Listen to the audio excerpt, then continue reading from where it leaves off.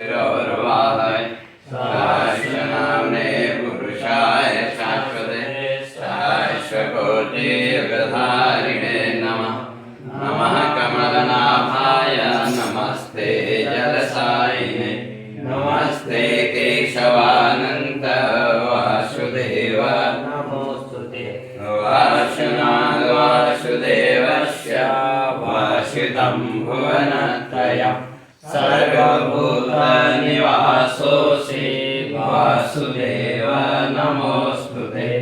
शङ्करं शङ्कराचार्यं केशवं बादरायणं सूत्रभाष्यकृतौ वन्दे भगवन्तौ पुनः पुनः।